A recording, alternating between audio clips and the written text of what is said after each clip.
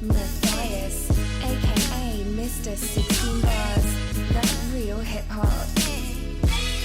Try to tell people that Philly is a special breed. They hate to see us on top, they hate to see us on, they hate to see us come up, they hate we on, they hate the moves that we make because it's made to break them. We give them knowledge on tracks and hope our words can save them. I guess it's hard to give props when you know you lesser, so we right on your heels, I hope you feel the pressure. Rappers faking a role, my shoes that never fit them. Before you come at a king, I let my soldiers get them.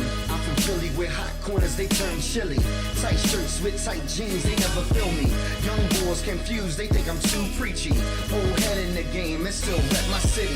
I'm from Philly where hot corners they turn chilly. Tight shirts with tight jeans, they never feel me. Young boys can... Welcome to this episode of Philly on the Rise. As you know, I'm your host, Michael W. Pleasant. This week, Philly on the Rise finds us in our downtown studios. We're actually joined by a very special young woman. Actually, Philadelphia, this lady to my right needs no introduction. You know who she is. She's been serving you for over 20 years, Miss Jannie Blackwell. We welcome her to the program of Philly on the Rise. Jannie Blackwell, welcome to the program. Thank you so much, Michael. You are super busy. I know that you are out today, even as Black Captain, Black Party cleanup, and the DNC. You have to go and possibly speak over there. So we thank you for taking some time out of your schedule and joining us on the program today. Thank you. The pleasure's mine. I'm quite sure you're happy that spring is finally here. Oh, yes. It's just lovely out. It couldn't be a better day for all the community activities that are going on. Yeah, let's talk about you for a little bit because your life of service, over 20 years serving as city council. And what is your motivation? Because day after day, you get up with relentless energy and you go out and you serve us folks in Philadelphia. What is your motivation? Well, my motivation I guess I've been more than 35 years now, and I believe this is my calling. Okay. I met Lucian Blackwell through teaching his children when I was a school teacher, and I assumed his vision, and it's become part of me. I believe that public service is what I'm meant to do. And you mentioned the life of service, which you have for more than 35 years. Let's talk about the importance of serving others and what we can learn from serving others and what you have learned from serving others. For me personally, I've learned that this is my mission, that I am meant to serve, I'm meant to serve the public, and that's what politics means for me. I learned it from the late and great Lucian Blackwell when I worked for him and took over after he moved on to the U.S. Congress. And I learned that everybody has a story. When they come to our office, you don't know what they've gone through to get there. Always remember, not only do they pay your salary personally, but they're people who need our help. That's what life's about. That's what my mission's about, and that's what we should all be about. God gave us life to do something to improve the quality of life in this world. And I'm blessed to be able to do it in such a out-front way by serving in politics. And you are out in the forefront. Whenever you go to an event, you may rub elbows with Jannie Blackwell, so you're constantly out in the community. But let's talk about specific issues that your constituents, West Philly, Southwest Philly, what do they need to know specifically that your office is working on? Well, we're working very hard on the whole job situation. It was announced a few weeks ago, a $3.9 billion program with Drexel University and Jerry Sweeney from the Sierra Center. And many of you know that he controls more than 51% of all the office buildings in Philadelphia. And so there is so much that we have to do because we're fighting hard to make sure that we have inclusion, that our community, that minorities, they get their share of this. It's too big not to get our share. There are too many people who are suffering. There's too much unemployment. There are too many men and women who come to me saying, I see that project in my area and I see license tags from out of town and I don't see anybody who looks like me and I need a job too. Sure. So we're really fighting hard to make sure that we have the inclusion that people have a right to expect. And that's a big, big thing in our life, the most important thing for me at this point. And let's flip. On the flip side, there is obviously, we want the folks to get jobs, but then they also have to be ready. They have to be trained. So are there training programs in place to get the folks ready for those jobs? Well, that's what we're trying to do, and we're trying to work with labor. This is a labor town. We've supported labor. I've always supported labor. That's part of the sugar tax question. But we also know that we all have to work together to make sure that everybody gets a chance. We have a lot of minority companies who say, I can do the job, but I won't get a chance because I'm not unionized. So we have to work on all those issues to be fair to everybody in our city and people who live around these projects as well. Sure, sure. Let's talk about Southwest Philly. Southwest Philly, violent crime is down. Thank goodness for that. Yes. What initiatives, what have we been doing to help minimize that violent crime number? Well, when you work, we work 7 days, so we see the issues that are out there. And we have so many organizations who try to work with the community. We have the Men Southwest Philadelphia District Services, who are all the way in Southwest. We have community groups all over West Philadelphia, and I've learned, and a lot of this is what the African community does, because I represent more Africans and Caribbeans than any other district. And that is on your time off at night and on the weekend, you have to give back to children. The Africans teach language, culture, as well as tutoring.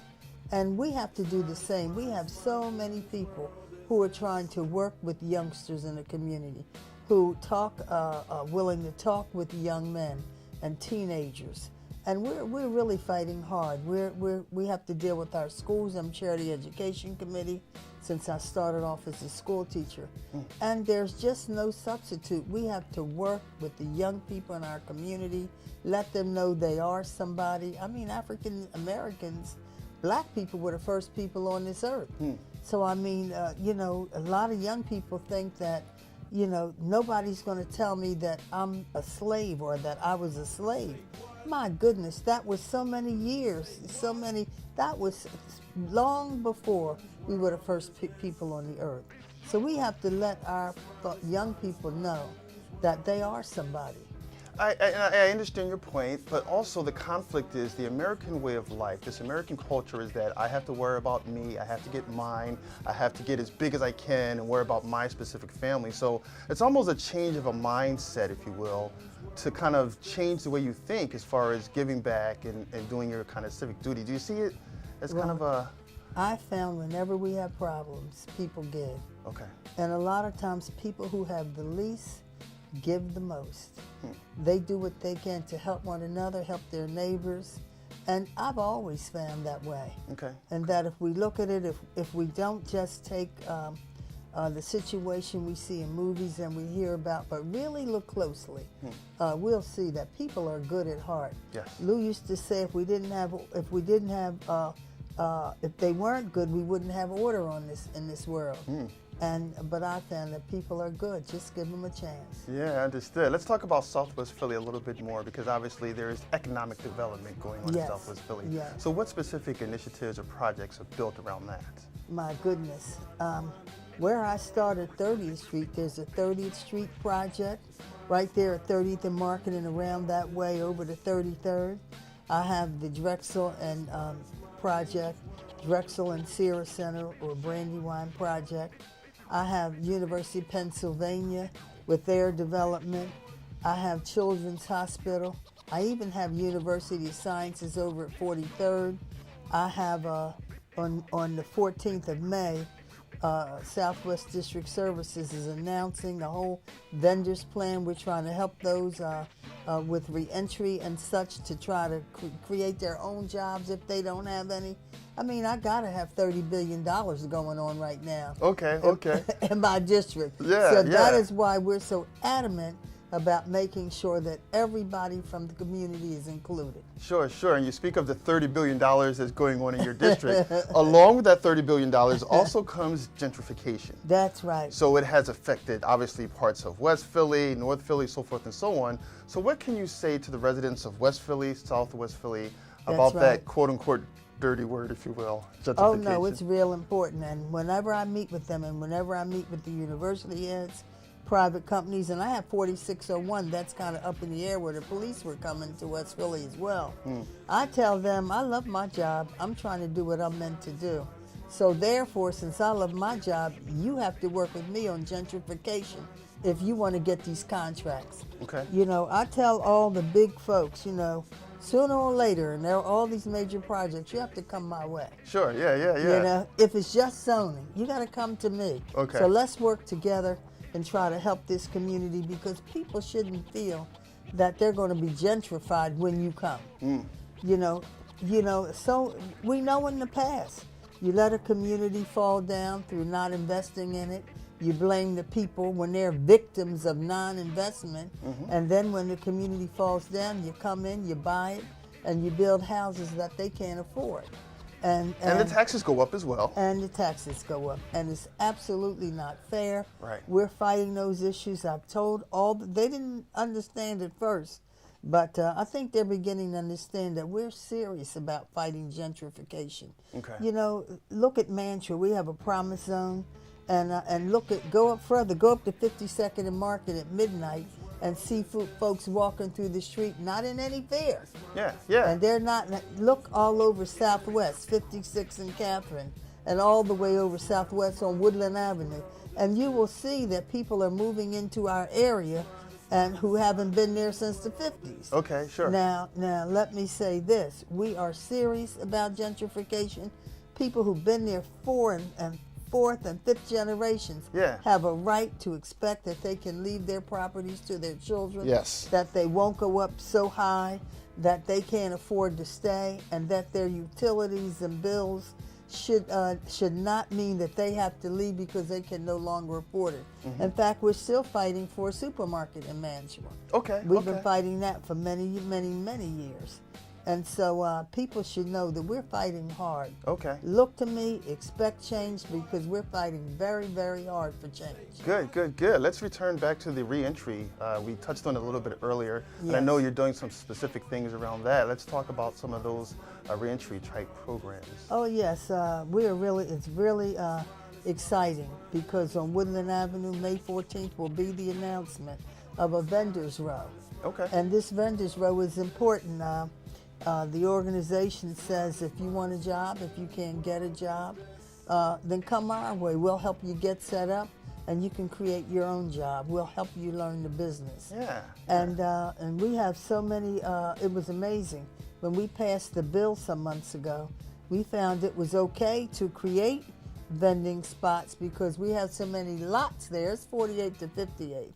We have so many spots there, so many lots there, so much vacancy, that they weren't offending any business behind them because it's lots there.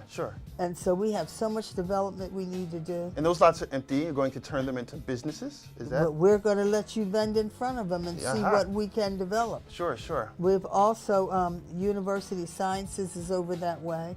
They want to build a new student dorm. And all the universities always want dorms, as we know. But we're asking them to work with us in this initiative and many others. You know, everybody, if we work together, everybody wins. If we don't work together, then we'll have a fight. Correct. And I know how I get elected. Now, you're not going to start the fight, though. I'm not going to fight it, but I'm going to say I insist that we work together so that the community comes up, so that we improve the quality of life for everybody who lives, works, visits, who gets educated, and who runs a business in West and Southwest Philadelphia. 100%. The soda tax is a hot button topic right now across the city.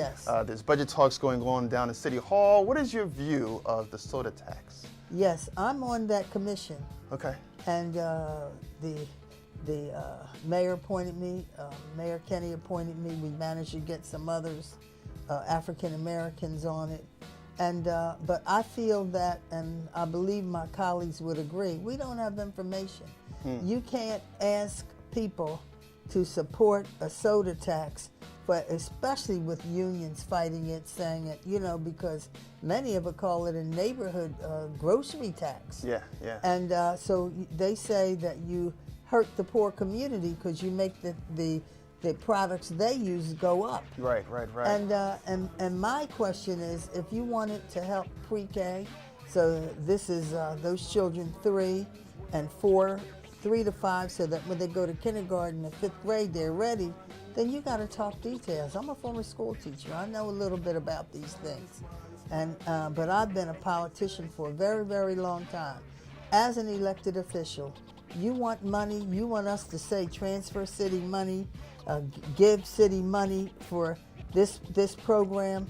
Let me say this. I don't know anybody you ask in Philadelphia, would you like pre-K? Who wouldn't say yes? Of course they would. Everybody Yes, likes yes, pre-K. yes. But what does that mean? Who do you want? Where will the children come from? Who chooses the children? Why? What about this whole question of income? You know, as President Clark asked, why should I support people who make money? You know, our obligation is to help those in need, not to help somebody who makes a high salary. And who will you choose? You'll choose children in private school or public school? Okay. You know, do we have an obligation to pick children from private schools whose parents earn more than we? Yeah. So there are a lot of questions that are not answered. Where will the children come from? You want to train daycares to do better, and you know, they evaluate them by what they call Star 3. Okay. Stars. It's really 1 to 6, and that's how they judge them. And you want kids at a middle level at Star 3 to prove that you can that they're doing pretty well. Yeah.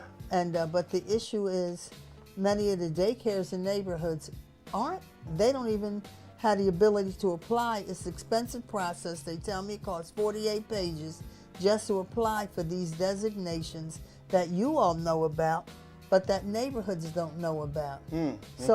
So you want to train them so that they can score higher. Who trains them? How much does it cost?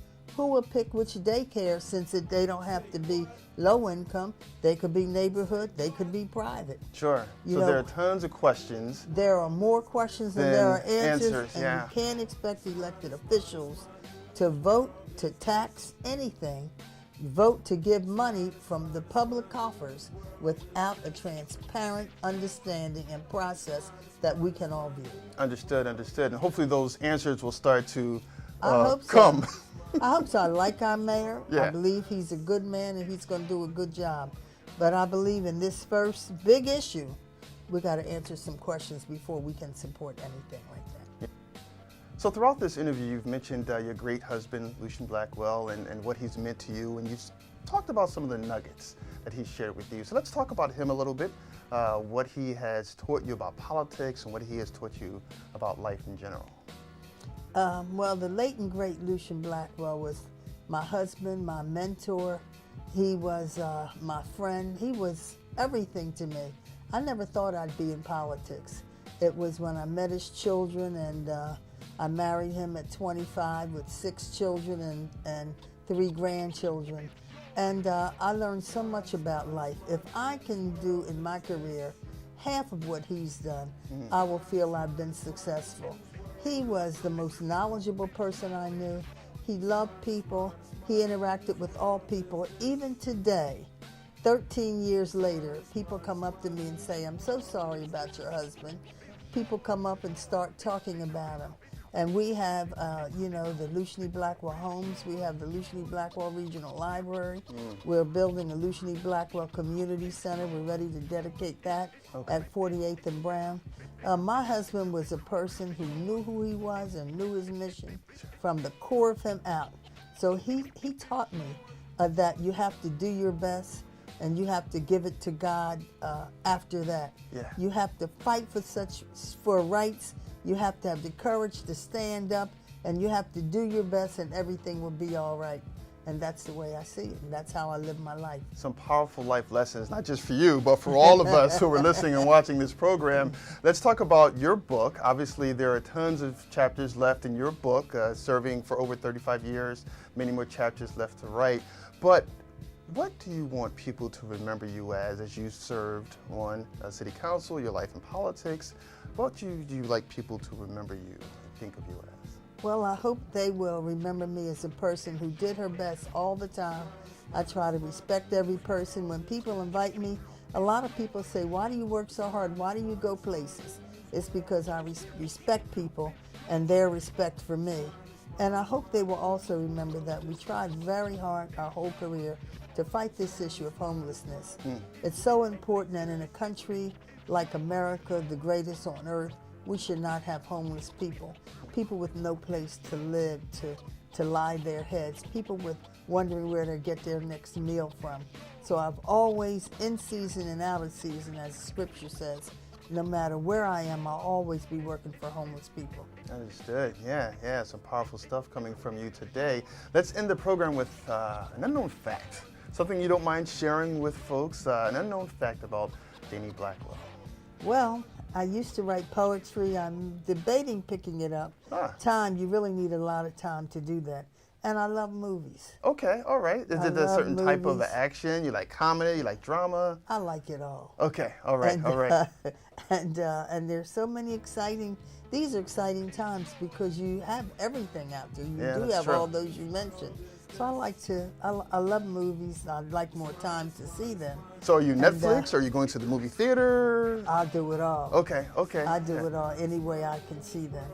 And I believe we just have to be open and let our neighbors, let our communities, and be friendly to other people, and they'll be friendly to us back. Yeah, definitely. And when you pick up that poetry and start writing again, maybe we'll see you at some spoken word event somewhere. Okay.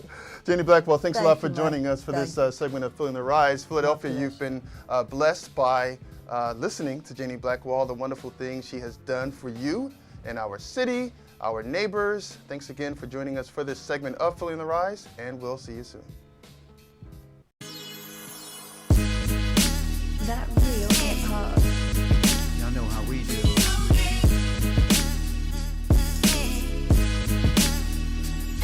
You're listening to Philly's own Matthias, aka Mr. 16 Bars. That real hip hop. We try to tell people that Philly is a special breed. They hate to see us on top. They hate to see us on.